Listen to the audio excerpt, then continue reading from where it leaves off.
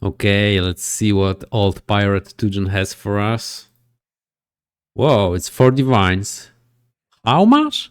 1,000? Almost 1,000? Tujen, you are worse than the USA government. Come on, dude. You're such a... Oh, and I've died on the ground. Boy, I love you. I love you for this. I love you for this interaction with NPC, which can kill me. Hello, Path of Exile fans. This is Path of Exile. This is my dirty mirror. This is my terrible painting. And today I want to talk about Tujen farming. We will get Tujen and Danik and farm hopefully 100 maps in 15 hours. This will be a 15 hours test. We will see how much raw currency we get from haggling with Tujen. We will also see how many logbooks we've got, what was the probability of Tujen, Danik, and other expedition characters, and what else. I will just show you the atlas, the compasses, you know, everything about this farming method. So let's get to the point. I'm already in my game, so first let's talk about atlas. This is the most important thing you can have properly created. So a couple of main points. I'm using the extreme archaeology, which means that I've got only one explosion, which will give me also the possibility to have more modifiers on the things which explode, because normally you will get, they will just stack, and depending on whether or not there are first or last, you will get more benefit at the end. So I will get all the benefits at the start. This will be harder than the normal one. So if you have let's say over 20 million DPS, you should be fine. If you have lower, then you should stick to the regular strategy. And this is the one thing I'm taking. I'm also increasing the chance of Tujen, of Danik by 90 and 65%. I'm going to have a couple of supporting mechanics, which you can choose yourself. I'm choosing Legion, I'm choosing strong boxes, I'm choosing shrines. Because of the pack size, I will increase. So this is the thing. And the last but most important thing for this strategy is taking the grand design, which means that all the small nodes are gaining nothing, but I'm going to have +1 pack size per allocated notable. So all of these 1, 3, 6, 7, 8, 9, 10, 11, 12, 15, 19, 20, 21, 22, 23, 24, 25, 26, 27, 28, 29, 30, 32, 34, 37, 38, something like this. About 40 pack size increase just based on the nodes I took. Most of them aren't needed for me, so I'm just taking them for the bonus.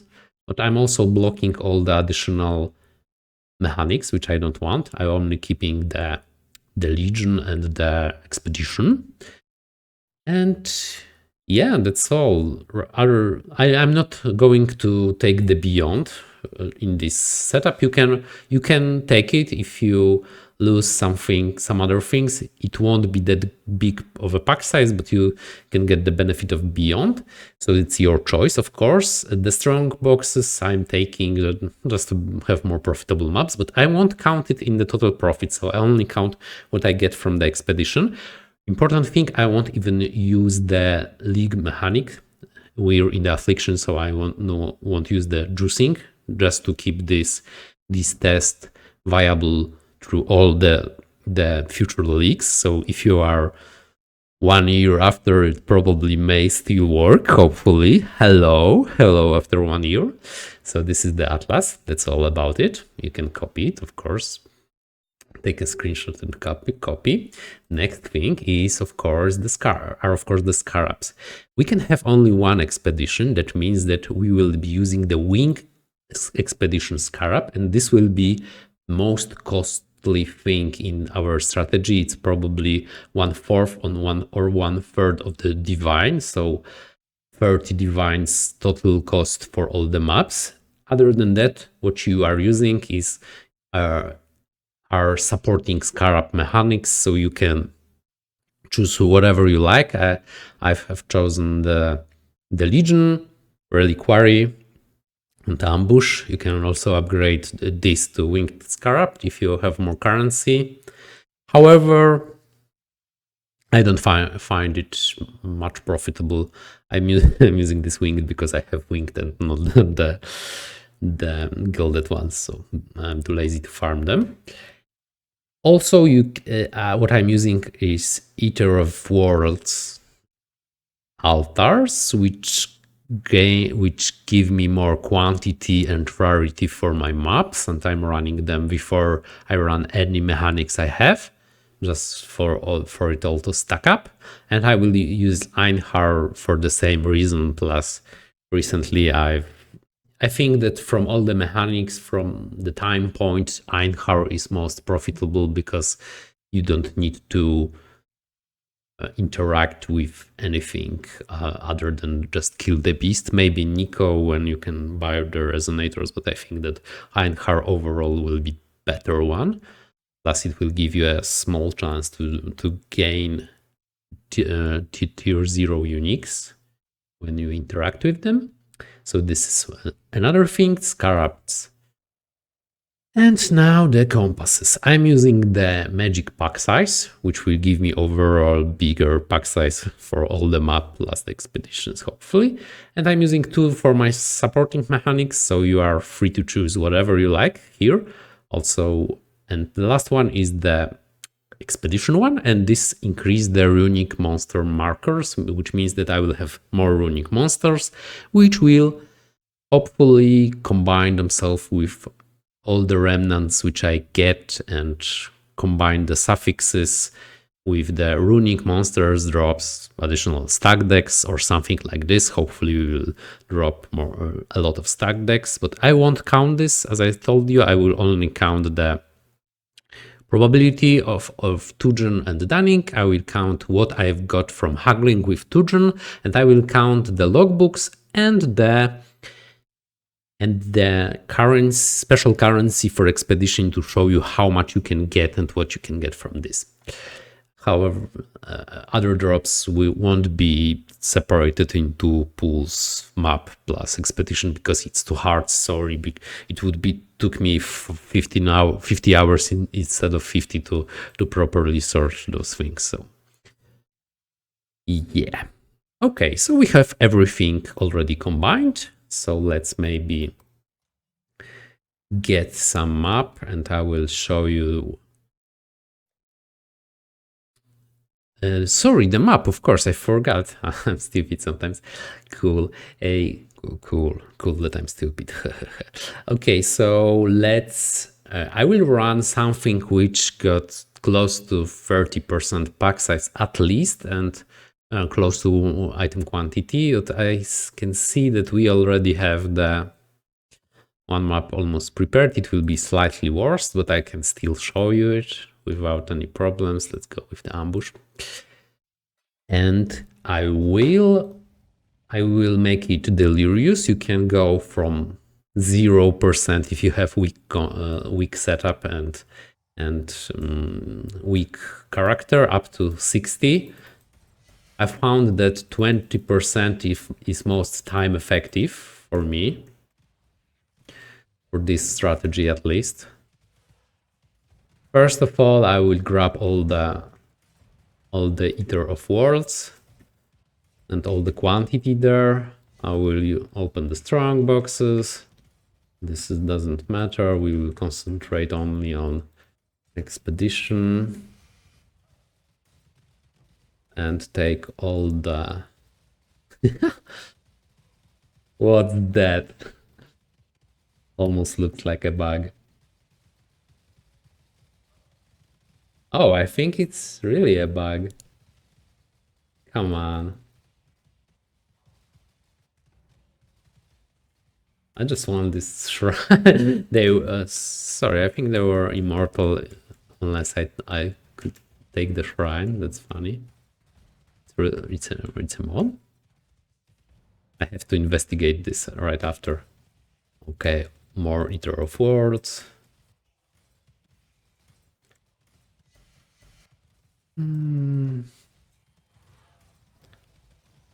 Okay, the Legion is just supporting mechanic. Then I want to go to the Tujen and place my one and only device. I try to cover as much as I can. Honestly, I will be going that fast that I don't want to spend the time for reading all these things. See how good of the explosion this can be? Hopefully you can see. So we got 3, 6, 9, 12,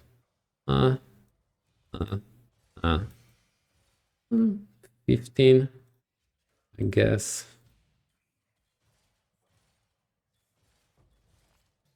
Any more? Any more? No, 15, 16, 17, 18. 18 coins on this one. That's great. Nothing really more impressive than almost 20 coins. And yeah, this is how we run it. We will see each other in 15 hours. Come on, guys, 15 hours. Zhoops.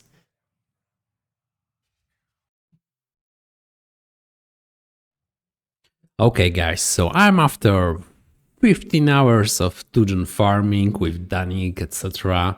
And let's already go to the drops because I know that this is something you are most interested in. This is the Tujen currency tab. That means that all I have here it was farmed just by haggling with Tujen. It is Enlightened Support, 12 divines, 7 raw divines, which means it's already 19, plus also a lot of other currency like chaos, like stack decks, in which it's already 15 divine worth of stuff in stack decks. Plus I've got this one, which is basically for 39 logbook expedition, which means that the chance is almost 50% based on 96 maps I've run, because I did not run 100, sorry, I've lied. I run 96, 2 stash tabs of maps. And I've got also Burial Medallion, which I've also used a couple of those, 20 probably. So it means that it was 180 Burial Medallions, but I won't count this because I've used it to farm Tujen currency because I was low on a couple of them. So also you get all those essences and a lot of high-end fossils. The total value of those 2 stash tabs are, according to Poe Stack, 140 divines. That means that it's almost it's almost 1.5 divine per map per mechanic. But what it means also, it's not all the Tujen, because this is the spreadsheet. I've run Tujen 47 times, which was almost 50% of total expedition characters met, which means that every time you are encountering Tujen, I was encountering Tujen, I almost earned 3 divines minus the logbooks, because logbooks are pretty expensive. It's like 40 chaos at the start of the league. Now it's 100, and I'm already getting offers for 179 chaos for some of those, of course. Plus this is a lot, but let's say that this and this with minus logbooks and burial medallions means that you will get almost 2 divines per Tujen met while using this strategy. I've also met Rock and Gwen a couple of times, because you cannot completely eliminate those characters, which probably estimates around 13% total. And Danik was 2 times more rare than Tujen, but still a lot more I've met him a lot more times than Rogue and Gwen, which is great because Danik is probably the best one in terms of currency because of the Burial Medallion being.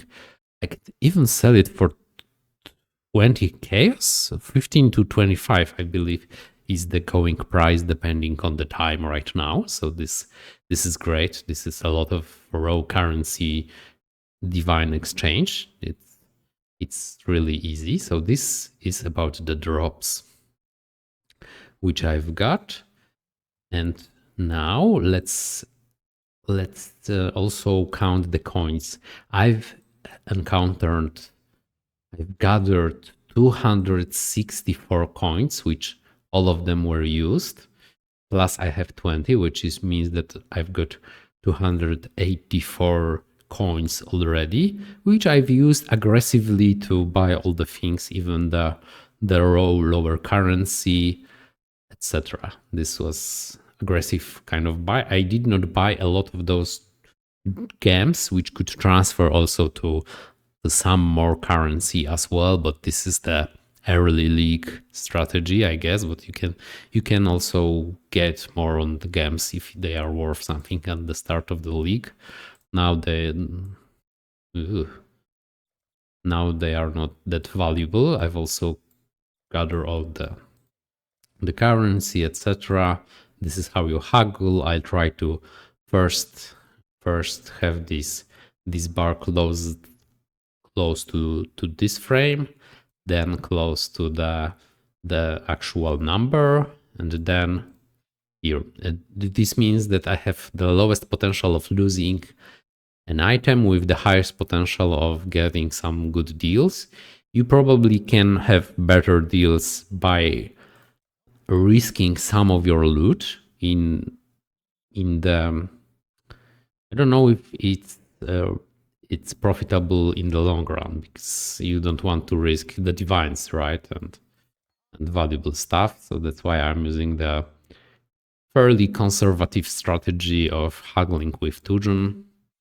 So he won't get angry because, Tujen is a good boy and I don't want to make him angry. So he could grab me some balls, tennis balls, like in my miniature. Okay.